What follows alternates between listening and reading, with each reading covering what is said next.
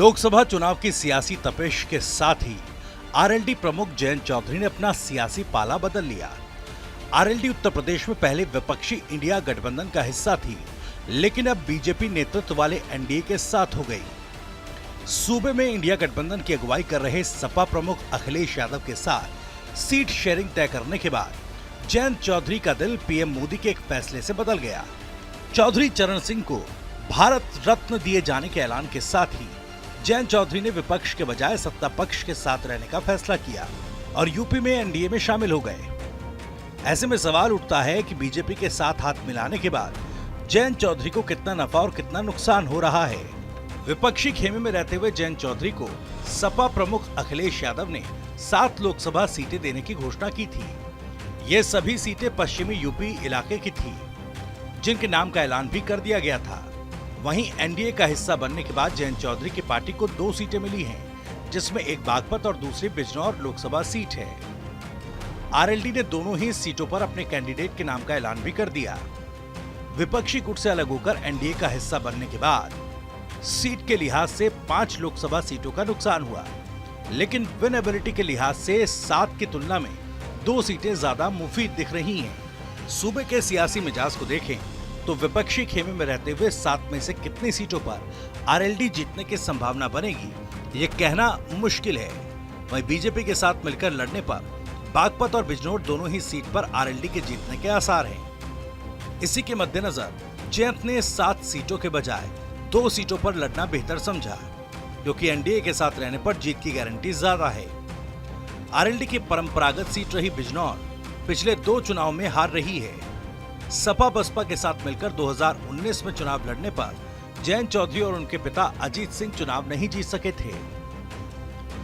विपक्ष का साथ छोड़कर एनडीए के साथ चले जाने के चलते आरएलडी सरकार में हिस्सेदार बन गई है। यूपी की कैबिनेट विस्तार में आरएलडी कोटे से अनिल कुमार मंत्री बने हैं, जिसके साथ ही आरएलडी योगी सरकार का हिस्सा बन गई है। विपक्षी खेमे के साथ रहते हुए सत्ता सुख मिलना फिलहाल उनके लिए मुश्किल था।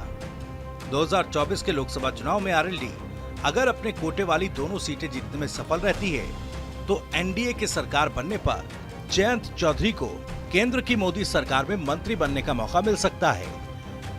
इसकी वजह यह है कि अपना दल एस की 2 सीटें जीतने पर पार्टी अध्यक्ष अनुप्रिया पटेल को मोदी सरकार में मंत्री बनाया गया है। जयंत चौधरी जब से सियासत में आए हैं, उन्हें मंत्री बनने का अभी तक मौका हाथ नहीं लगा। एनडीए गठबंधन का हिस्सा बनने के बाद जयंत चौधरी की पार्टी आरएलडी को एक विधान परिषद सीट मिली है, जिस पर उन्होंने योगेश चौधरी को उम्मीदवार बनाया है।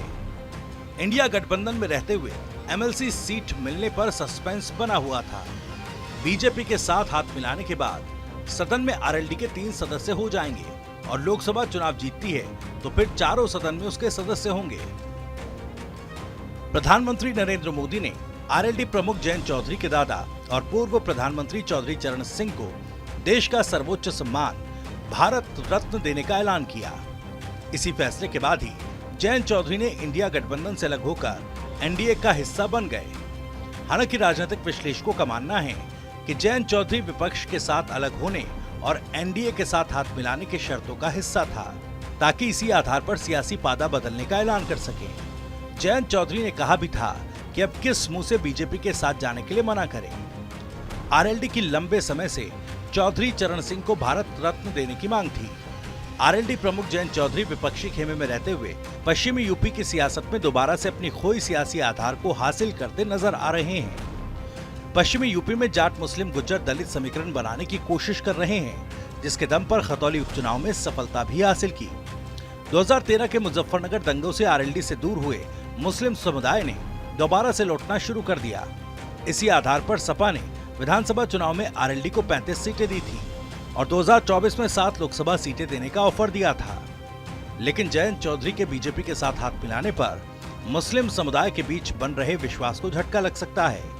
हालांकि जाट समुदाय का वोट एनडीए को एक मुश्त मिल सकता है, लेकिन जाट वोटों के सहारे उनके किंग मेकर बनने की उम्मीदों पर ग्रहण लग सकता है।